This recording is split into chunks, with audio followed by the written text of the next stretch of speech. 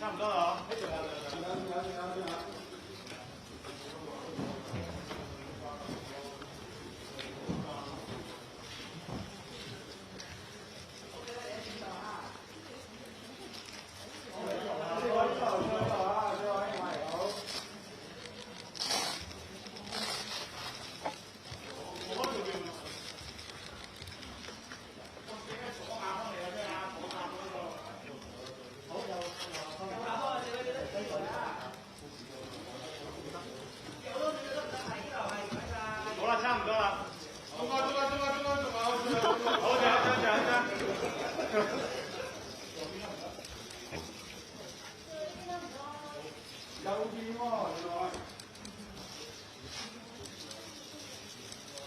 好啦，各位記者朋友，差唔多。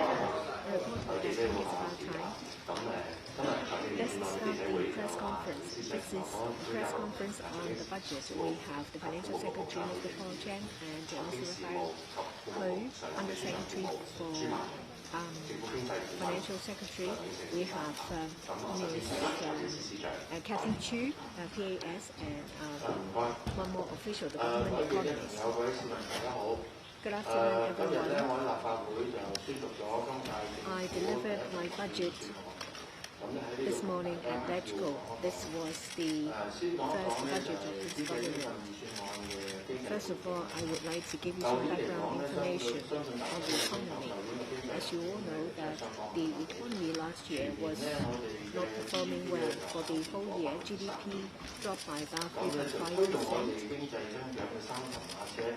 The three drive of our economy, that is a fixed investment, export, as well as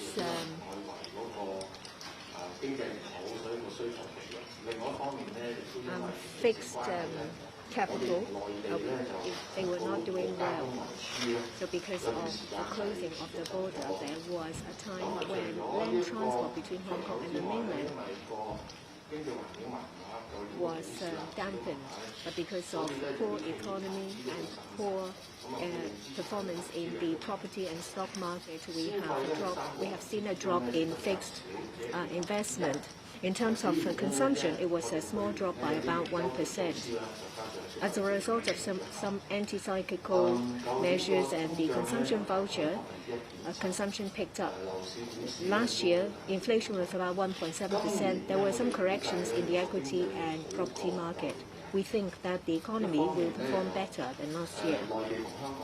On one hand, we have the opening of the border with the mainland. It will be much easier for visitors to come to Hong Kong, which in turn will drive our services export. And this will also help with our consumption. Last year, because of the epidemic, there was a slow growth in the mainland economy. We think that the pace will pick up this year. For the external environment, there are challenges, but we're still in the midst of an interest hike. On top of that, we see major economies tightening their fiscal measures. On top of that, there is the geopolitical tension. We have to tread very carefully. In 2023, we think that the GDP growth will be about 3.5 to 5.5%. For inflation rate this year, it will be slightly higher than that of last year. That is a result of a revival of economic activity. There will be an increased demand driving up prices. That is the economic background. when we prepare the budget, there is one more thing that we need to consider. In 2022-23, that is the end of the fiscal year, we think that the deficit stood at $139.8 billion. In last year's budget, we made a forecast of about $50 billion. There is a marked difference because of three reasons.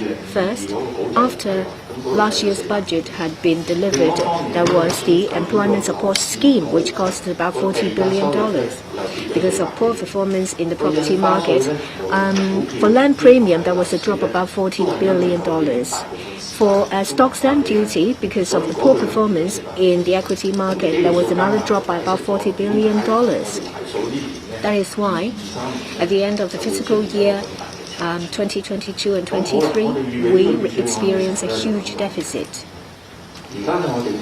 This went through our minds when we prepared for the budget because of revival of general economic activity and the opening of the border with the mainland.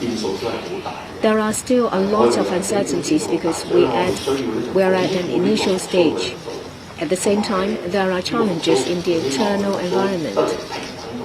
We want to have economic revival at a steady but increasing pace. In the medium and long run, of course, we have to invest in the future. This is for the benefit of better economic development. In the short run, we will organize more mega events to enhance the image of Hong Kong to attract visitors. In the past few years, because of the epidemic, we have had much fewer visitors from outside of Hong Kong, so we need more events to attract visitors. If we have exhibitions, conventions, mega events attracting big spenders, that will be a huge help to our economy. If we are to consolidate our economic revival, we need to provide support to SMEs. This can be done in three areas. Regular supporting measures, say a reduction in rates and reduction in profits tax. That is something also present in this budget. But the magnitude is smaller because we estimate economic revival, and we have to bear in mind prudent fiscal philosophy. So the amount of these reductions have reduced. On the other hand, we have to provide funding for SMEs. As a result, for the SME financing scheme, we extended to March 2024 so that it will be easier for them to secure financing.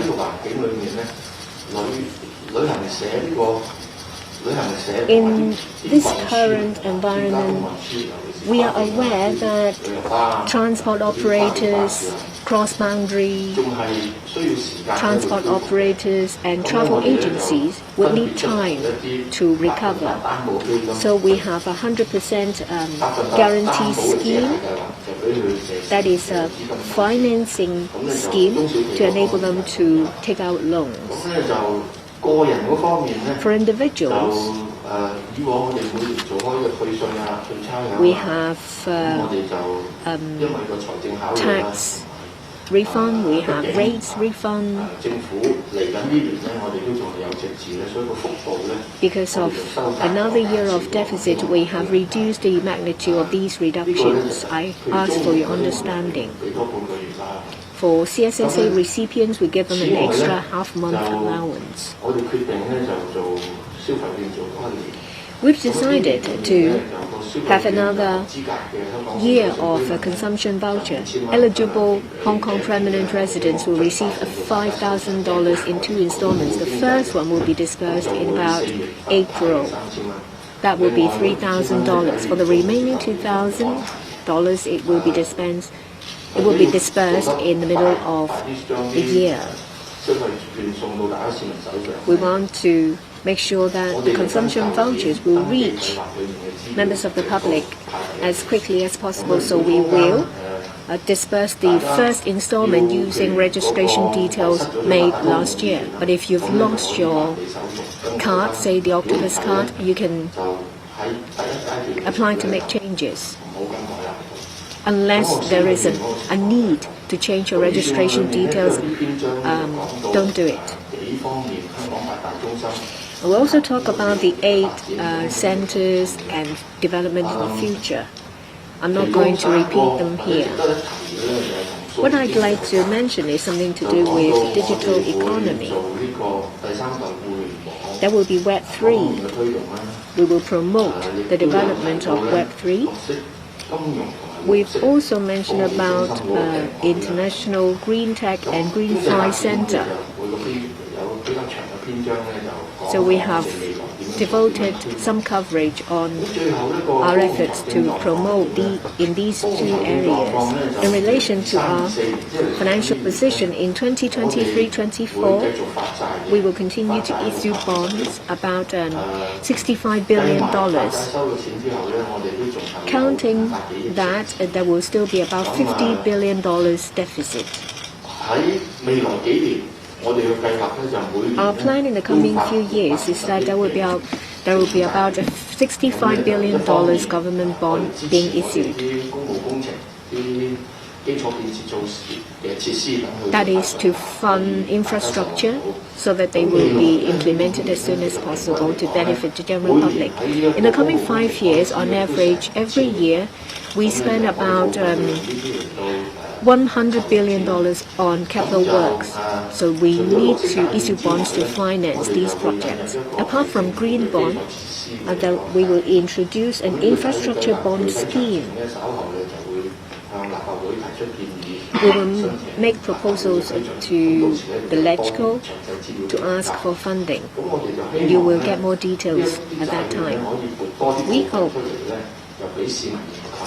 that we will allocate a larger portion of these bonds to the general public so that there will be an extra option of secure investment. For silver bond, we will continue to make another issuance for about $50 billion for those who are aged above 60. We think that inflation is 1.7%. Next year will be about 2.5%. Very often, banks will offer an interest rate that is higher than that. So at this stage, the response for inflation-linked bonds will not be that popular. So we will put that on hold. We reckon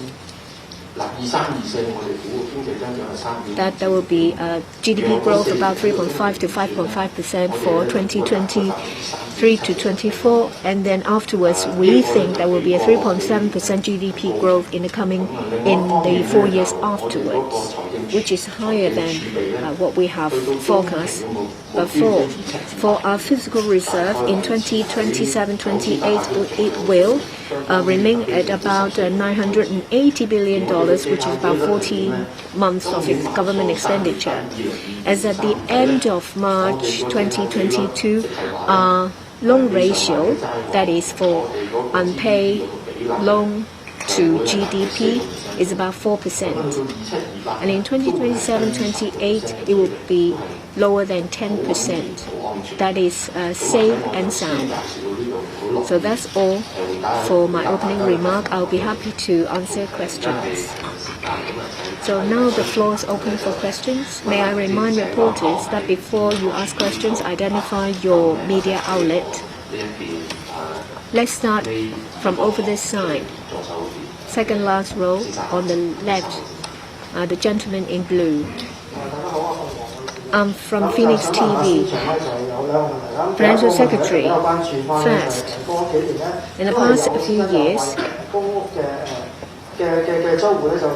for PRH tenants, there is payment for 1 month rent on their behalf. Why is it absent this year? How come there is a 50% reduction in amount of consumption voucher?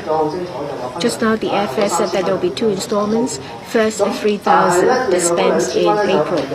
For the remaining 2,000, details will be announced later. Well, we have the Top Talent Pass scheme with a lot of entrants. Does it mean that they will be eligible? Because one of the criteria is that new arrivals will be able to get the consumption voucher. So what about those who come under the Top Talent Pass scheme? And for this scheme, people criticize it for having a lot of gray area. Sorry, could you please be succinct? And let me remind reporters, you can ask a maximum of 3 questions. So will there be a review of the cases under the scheme to see if they come to Hong Kong for another reason? Thank you. Payment of PRH rental for 1 month, it actually has stopped for quite some time. It wasn't there last year. There are diverse views in the community towards this measure. Some people think that being a public housing tenant is a beneficiary of public resources. There are still other groups of people who are in a bigger plight, say those living in subdivided units. If we are to choose because of limited resources, we have chosen not to pay 1 month rent for PRH tenants. We did not do it last year either.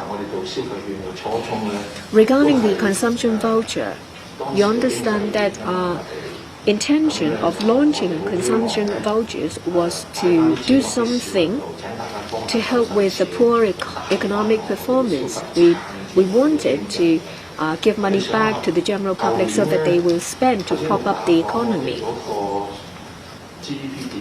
I told you that there was a drop of 3.5% in our GDP last year. For consumption, there was only a slight drop by 1%. Export drops by about over 10%, or for fixed investment over 10%. We have SME financing scheme to support SMEs. We want to enable them to continue to operate so that jobs can be preserved. That's our policy intent. This time, we have actually deliberated for quite a long time whether to continue with consumption voucher given its different views. We see signs of economic revival. It's quite obvious in the F&B industry, but not so in the retail sector. And that is even worse for those in the export sector. We want to consolidate the economic revival, so we've decided that there can be another year of consumption voucher, albeit of a smaller magnitude. The other factor we have to consider is the financial commitment. It's about 100 billion. Even with bond issuance, that will be another $50 billion. So we have to be cautious with our spending. Eligibility is the same as that of last year for permanent resident. They cover permanent residents living anywhere, and they will get the whole amount. For other eligible persons, it's only half the amount. We will announce details later. Next question, please. The lady in beige in the back.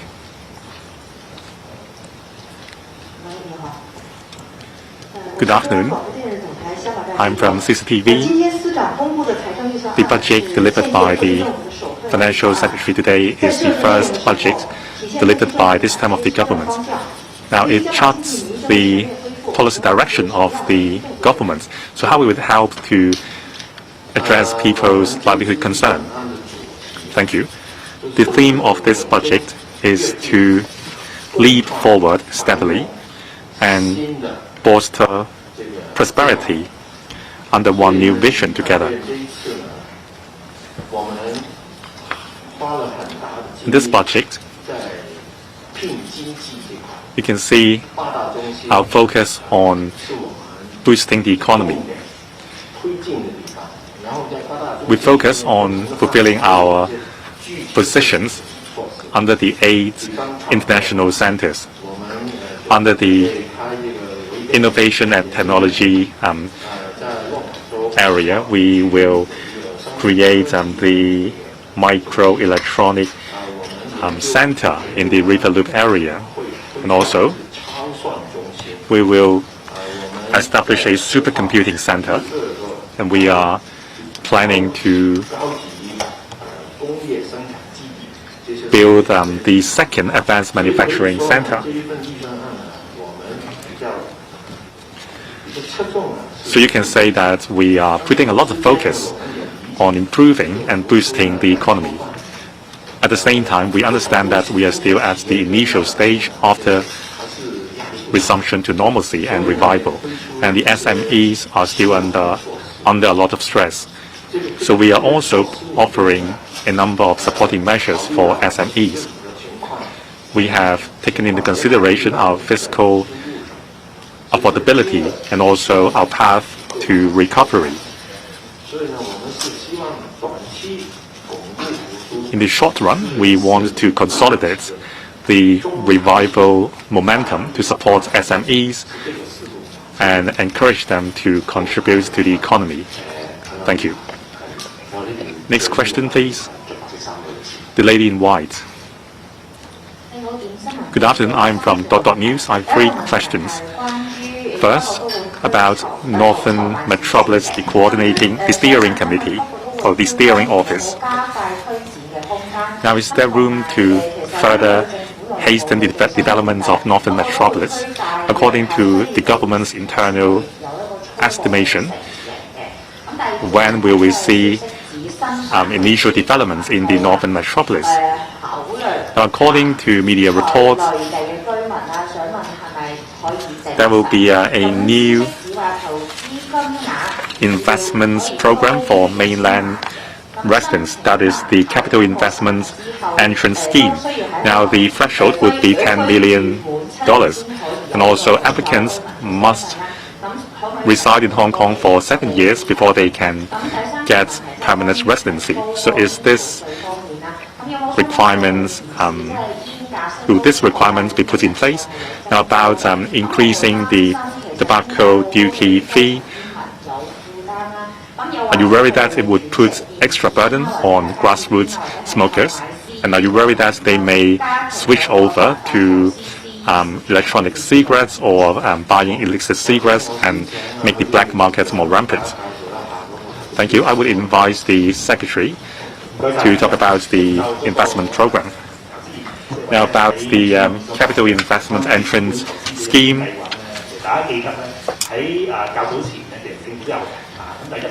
This is not a new measure, but we have suspended the scheme in year 2015.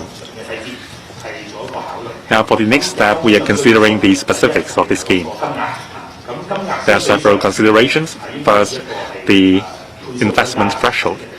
The investment threshold has doubled compared with the previous scheme. Now, the budget has stated clearly that property investment would be excluded. Eligible scope include financial assets which are related to the long-term development of Hong Kong. So we are considering these factors. Now, about the eligibility of the applicants, we are also considering that. When we have more details, we will make an announcement. About Northern Metropolis, the coordination office of Northern Metropolis Development, it is under the Development Bureau. The Northern Metropolis is a vast area, equivalent to 1/3 of the entire territory of Hong Kong. Now, we have the Kutong North New Development Area in Northeastern District. To the west, we have Hong Shui Kiu, Ha Chun, and other NDAs. A major focus in the Northern Metropolis is an industry base particularly INT industry base. Now the Santine Technopole will be our flagship program. In the Lok Ma Chau Loop area, construction projects are being taken forward. By the end of year 2024, some facilities and buildings will be completed. So the entire program is a fluid one. We are continuously improving it. We've also considered the cross-boundary transportation links. Since the location is very near Shenzhen, maybe there can be complementary industry development projects together with Shenzhen. So the project is ongoing.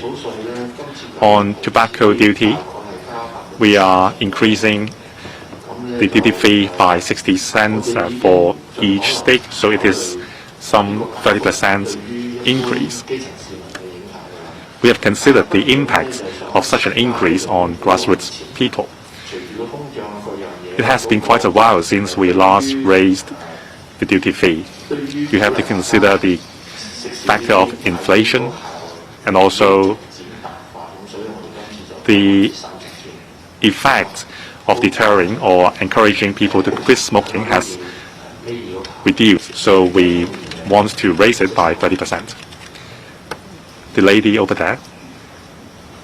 Afternoon, Mr. Chairman. The gentleman, rather. Questions from the South China Morning Post. Sure. Firstly, we wanted to ask the government about its response towards the Jockey Club's response towards the increase in the betting duty affecting its charity work. And then also, we want to ask if the government will review the betting duty in the long term and also perhaps the licensing conditions as well. The second question is, we wanted to ask what is the government's plan to increase its revenue going forwards and also its plans to lower the deficits. Are there any specific measures that the government is considering or will plan to roll out? And also, we wanted to ask more on why did the government settle on the $5,000 consumption voucher amount, and any response on the view that the consumption vouchers will only lead to an increase in short-term consumption and not any long-term boost to the economy. Thank you. Yeah, thank you. Well, you know, the betting duty on football. Our proposal is to collect 2.4 billion from the Jockey Club from the next 5 years. This is a lump sum special tax. In arriving at this amount, we take into consideration a number of different factors, including the competitiveness of the betting industry of Hong Kong. We specifically asked, as I mentioned in the budget, the Jockey Club should not reduce its commitment, in other words, the donations to the charitable organizations. They should keep it at that level or even, if possible, enhance it. By collecting this fixed sum from them for 5 years, we will be able to look at more closely the competitive environment that we are facing. At the end of the day, football betting is not just something unique to Hong Kong.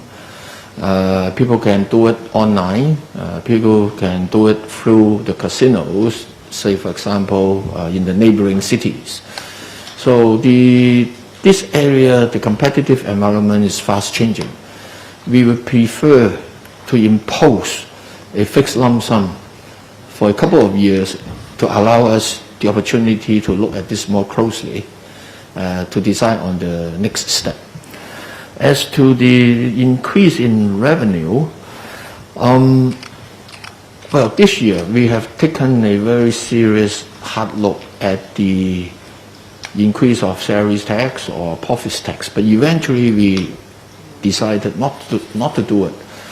It is because over the past few years, I mean, people in Hong Kong and the SMEs have been suffering, and we want to give people more room, more breathing space, more opportunity for people to repair their own balance sheet. So this has not been undertaken. As to the other taxes, I think the community need to have an informed debate so that consensus could be built. We would not rule out that opportunity in the future, but for this year, we don't think it is the right time to do it, particularly considering the current term of government is trying very hard to attract strategic businesses to come to Hong Kong, to attract talents to come to Hong Kong. So from a policy objective, we should also avoid at this juncture any policy that would be contradictory to the objective of attracting business and talents to Hong Kong. Finally, on consumption voucher, we are in the process of recovery, although at the initial stage, we are concerned that this recovery could be fragile given the external situation. We need to consolidate it, and we also take into consideration that at the moment some of our citizens are still suffering a lot of financial stress. So perhaps we should also give a little helping hand. Taking into consideration of our fiscal situation, we decided $5,000 perhaps is the best we can do. Thank you. 好，下一條提問喺 Next question. On the far side, in the middle, the lady in light grey. I'm from RTHK. I have some questions. First, I know you have answered a question about the football betting duty. Well, we're talking about an annual amount of $2.4 billion. How was it set? What was your reference? Can you answer in Cantonese? Why did you choose a fixed sum instead of increasing the rates? Well, in relation to increasing taxes, there was a strong opinion. How come you started with the Hong Kong Jockey Club? Have you talked to them? Was there no need to talk to them? In relation to increasing revenue and reducing costs, how come that for the salaries and tax allowance, now it has been reduced by $4,000. It was only 6,000, not 10,000, but people asked for 20,000. In relation to ad valorem tax, how come that you have adopted a similar approach to widen the value band? And why was the change from 2 million to 3 million? Are you concerned that it will cause a volatility in the property market? Regarding the football betting duty, this is what we have considered. We have to consider the overall competitiveness of the sector. You can place bets online. You can use casinos in the nearby area. So there is keen competition in football betting. When we decided to set at $2.4 billion, it's an increase by over 50%. It's a fixed amount so that we will have time to monitor the competitiveness of the environment before we map out the next step. Well, the tax rate is over 60%. We also look at the fiscal reserve of the Hong Kong Jockey Club. In addition, we also look at the amount of donations that they have made or the amount spent on charity that has been spent. We told them that they should not reduce the amount spent on charity. So they need to consider how to absorb the $2.4 billion betting duty. In addition, it's for them to decide whether to make use of their reserve or to cut costs.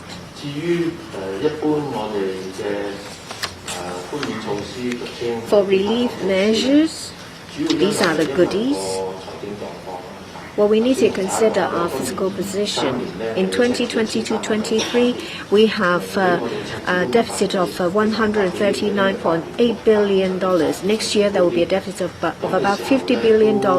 That's a result of bond issuance of $65 billion. We have to take into account what we have. So we have we have scaled back on relief measures. I first took office in January 2017. I recall that these were the good years. At the beginning, we had about $100 billion in surplus. It was quite high in level. So we wanted to share the wealth, so we gave out more. But in the last 2 or 3 years, we are aware of the economic difficulties, so we would like to not be too hard. So we have dialed it back from 20,000 to 10,000 and now to 6,000. Well, actually, this figure was adopted by previous governments. Given our current physical position, we do as best as we can. Well, we have received more in salaries tax as a revenue. That is a revenue that we are able to keep at more or less the same level. Regarding domestic property purchase at valorum duty, and this is my consideration. We are now making changes to Scale 2. So what are the applicable properties? Those that are not bought for investment or not bought by overseas buyers, because if it's an overseas buyer, they have to pay overseas buyers stamp duty. And there is also the new additional stamp duty. So these are not the buyers we have included. For rates at Scale 2, we're talking about people who are buying a domestic property for the first time. Last year, the transaction volume comprises 90% of first-time buyers, and most of the flats are small to medium sizes. I have checked their prices, and when they want to trade up after your child is born, then you would buy a bigger flat. It's been a while since we have revised this scale, so we've decided to do it this time. For people who are buying for their own use, this will be actually an alleviation of the pressure. Some may see a reduction of $30,000, some $40,000, so that they can maybe buy another piece of furniture. The impact on the property market, I think, is minimal. If you ask whether it will cause speculative activities, those activities, if the flat is sold within 3 years, you have to pay the special stamp duty at a very high rate. We have seen a number of corrections in the property market. These have stabilized the market. We think it is the right time to make these adjustments. Next question. Over this side, the lady in the middle. I'm from Singtown.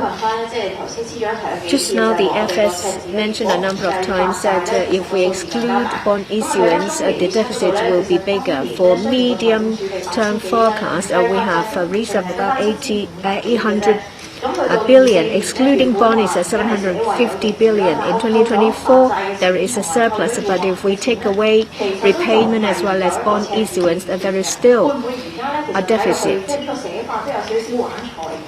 So is it just a juggling of the figures to give a false impression. Well, you still rely on loan to pay for your ways. You said that for F&B there is a revival, but that is not the case for the retail sector. Well, for GDP forecast is about 3.3 for 5.5%. So is it too optimistic? Because you will not be able to reach this target given the external environment. There is a low birth rate. A lot of people say that apart from increasing the child allowance to encourage people to give birth, there aren't many other measures. What do you say to that? I'll first ask the government economist to give you some information about the economic forecast. I think you agree that there will be an economic recovery. The difference is the pace. We see that this year there will be a lot more visitors coming back because of our publicity campaign. On top of that, there will be more business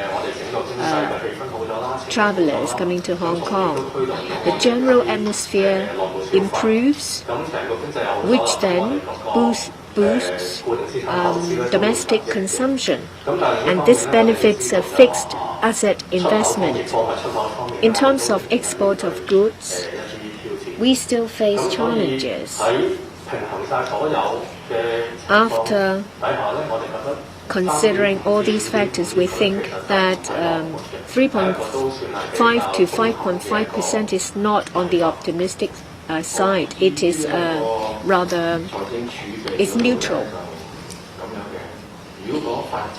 For our physical reserve, as I said, that for unpaid loan is about 4.5% of our GDP. With bond issuance for 2027-28, it will account for about 9% of our GDP. There is a place where they are always compared with Hong Kong. The loan ratio is 130%. So our current loan percentage is rather safe. We have to invest for the future. We also have to take forward a number of infrastructure and transportation projects. We have to make good use of the funds in the market. We don't have to always dip into our own pockets.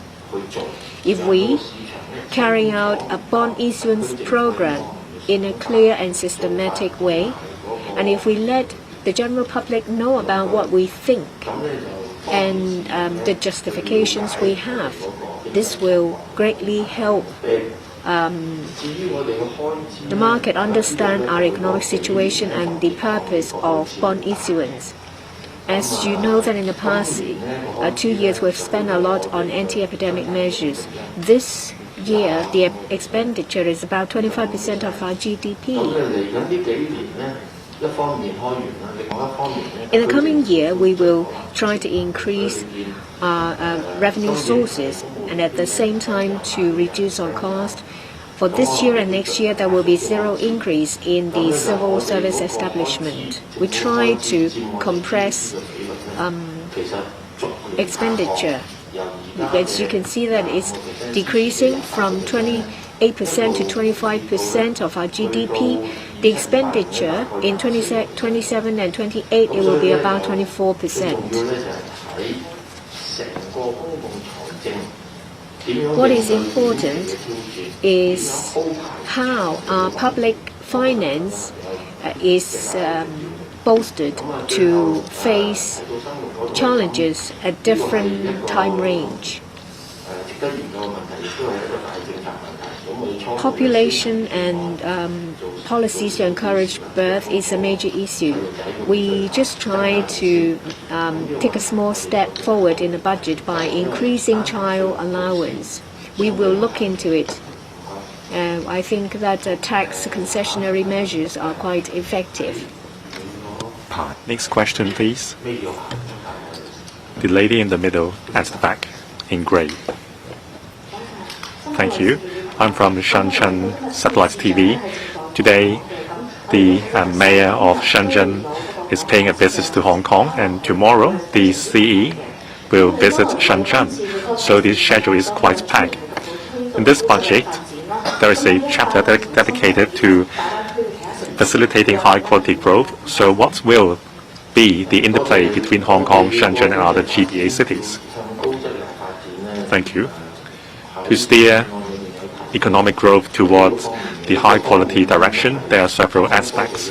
First, application of innovation and technology, especially development of a digitalized economy.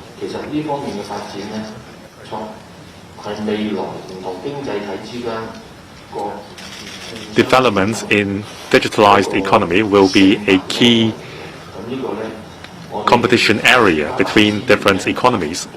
This will define who is the winner and who is the loser.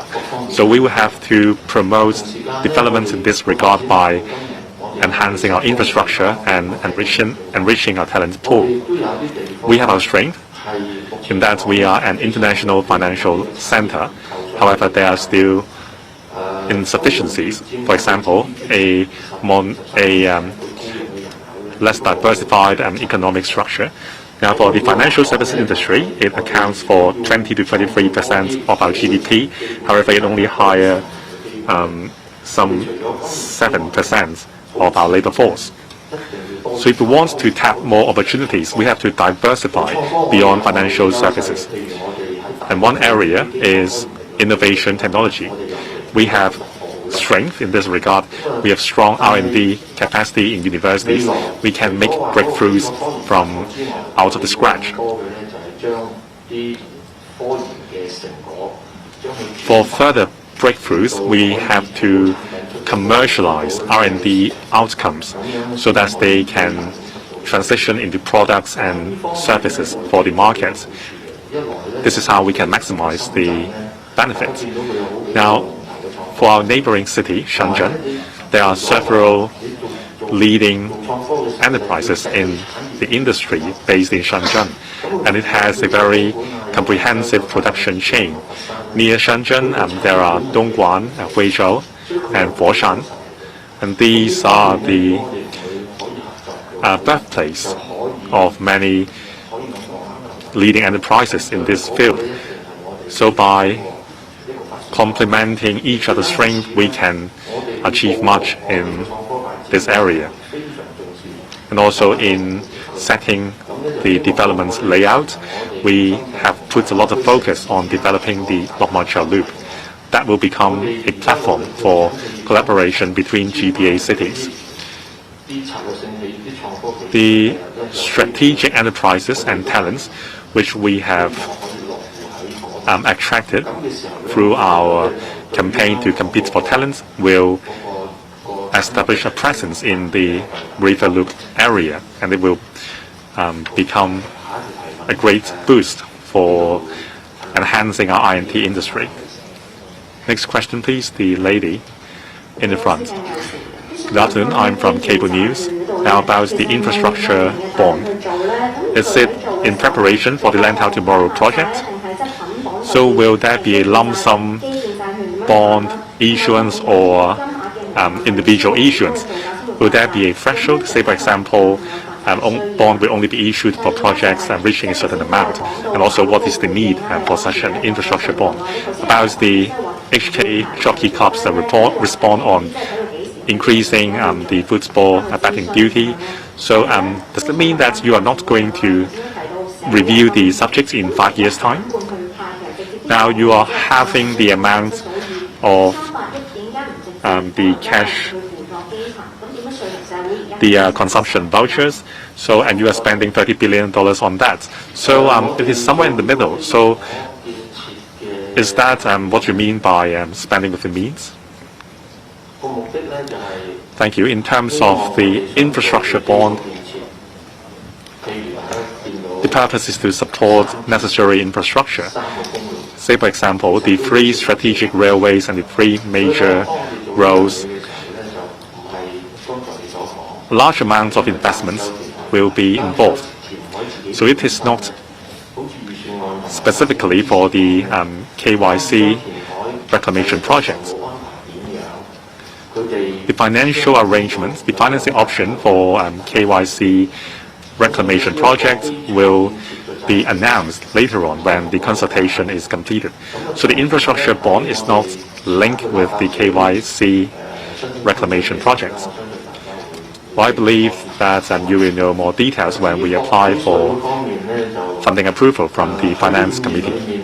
In terms of the football betting duty, for the next 5 years we will collect $2.4 billion from the Jockey Club, and we will keep monitoring the situation. I think you have to give us room to do what we need to do. The flexibility and the initiative is with the Hong Kong SAR government. Now, in terms of setting the amount for consumption vouchers, grassroots people will be benefited by the consumption voucher scheme, just like every other citizen in Hong Kong. We want to see the effect sooner. That's why we want to disperse the consumption voucher as soon as possible, as per the arrangements last year, to benefit grassroots people as well. Thank you. Next question, please. The gentleman in blue. I'm from Now TV. Now about the consumption voucher scheme, it will be dispersed in 2 installments. Why? Many people want to collect it in one go, and many people think it is not sufficient to address their livelihood concerns. So why don't you simply pay out cash? And would you consider allow members of the public to use the cash cash vouchers directly on, say, utility charges? Now, the Hong Kong Jockey Club has responded vigorously concerning the increase in football betting duty. So why hasn't you addressed the Jockey Club's concern? Now, last year, $5.4 billion was earmarked for anti-epidemic measures. So now, since we are returning to normalcy, is there still a need to earmark this sum? Well, I think this is an often asked question, why we are issuing consumption vouchers rather than a cash payout. As I said, we want to make sure that the public is spending the money that we give out. There will be 2 installments. The first installment in April, and the second installment will be dispersed in middle of the year. The timetable is similar to the consumption voucher scheme last year. Concerning the football betting duty, well, no one would like to have a tax hike. So that is just a normal response from the Jockey Club. As mentioned in my budget, we have to increase revenue and cut expenditure. But we don't want to increase profits tax or salaries tax because we want to spare the ordinary citizen. And also we have to increase revenue anyway. So that's why we will collect $2.4 billion on football betting duty from the Jockey Club. I think this is affordable for the Jockey Club. Now, in terms of anti-epidemic measures, I will invite the Permanent Secretary and Ms. Ju to talk about it. Thank you, FS.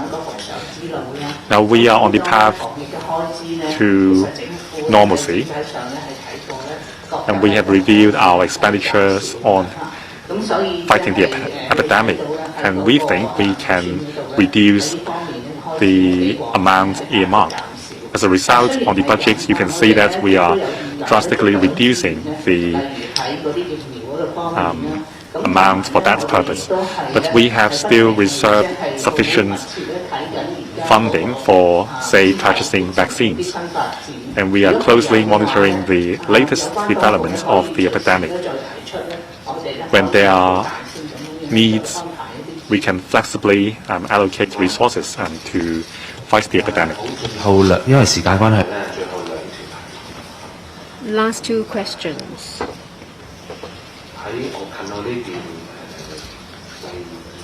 Over to my side in the second row, the gentleman. 你好啊，我係廣州日報香港記者站嘅記者。I'm from Guangzhou Daily. 我見到咧政府嘅財政預算案咧。 I see that in the budget there is a mention about promotion of tourism. What about the use of electronic payment? Say, for example, WeChat Pay. In terms of visitors, now the border is open. Visitors coming to Hong Kong, especially those from the mainland, will the government give them any preferential treatment? Just now, the FS talked about high-value industry development in Guangzhou. Well, do you have any plans to work with Guangzhou? Because, well, there is a Hong Kong UST campus in Guangzhou. Well, whether it's Alipay or WeChat Pay, these electronic payments are quite prevalent in Hong Kong. 2 years ago, when we first launched the consumption voucher, a lot of people have registered to receive the payment on electronic means. We're talking about 2 million accounts, new ones, and about 100,000 new shops having registered. Regarding visitors from the mainland, it's mentioned in the budget that the Tourism Board has a number of measures, including goodies for distribution. The visitors, wherever they're from, will be received in this, with the same enthusiasm. Well, Hong Kong's closely related to the Greater Bay Area. We mention Shenzhen a lot because it's very close to us, and there's been many areas of cooperation. We are aware that when it comes to innovation and technology, Guangzhou is doing quite well, and there is a lot of room for us to cooperate. And under the existing mechanism, we can talk about cooperation. Last question. The gentleman wearing a tie at the back.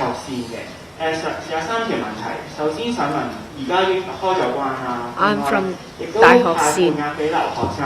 Well, there will be consumption voucher, 5,000. Those who come to study will be 50% of that. How do you make sure that consumption voucher is used to reinvigorate consumption? And there is... well, you set aside $14.9 billion. What is it for? For land premium, there is a drop by $48.9 billion. Some people think that is because of the conservative view of the future by developers. How do you ensure that in the long term there is sufficient revenue to support development? Can you repeat your second question? In relation to light public housing first phase, you've allocated $14.9 billion. I found the information in the supplement and appendices. I'm from CUHK, UBeat magazine. For the consumption voucher, we have drawn reference from our approach last year. New arrivals who are not yet permanent residents will be able to receive 50% of the amount. It's the time to receive it is limited, and therefore specific uses. We think that this will encourage people to spend the money. Like public housing, we have earmarked the amount, but it's to be used over a period of time. After a site is identified, there will be conduct of tender exercises and some procedures before work can actually be started. But we already have the funding in place. Land premium and reduction.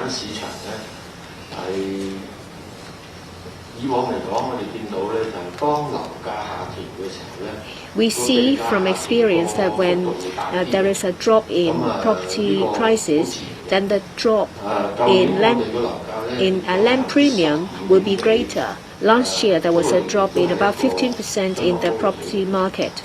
So it's still quite a high level. We see that in recent months, the property market has become rather stable.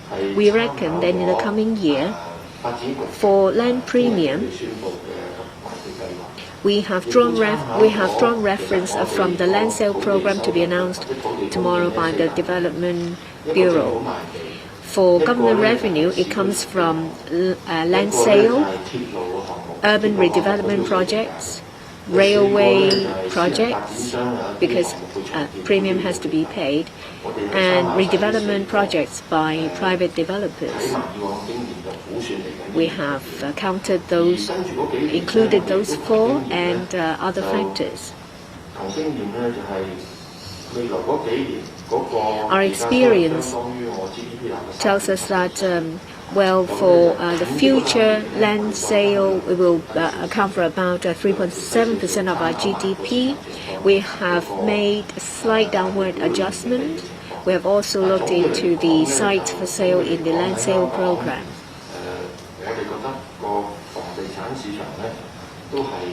We think that the Hong Kong property market on the whole is something that we have to handle very carefully.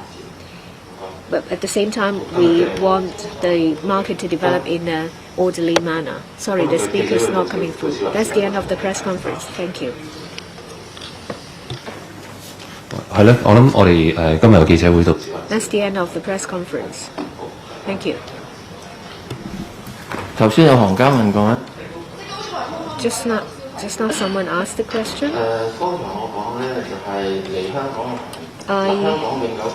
I was saying that if you're a Hong Kong permanent resident, you're eligible. For Hong Kong residents who are not permanent residents, well, it depends on the cut-off date when the announcement is made.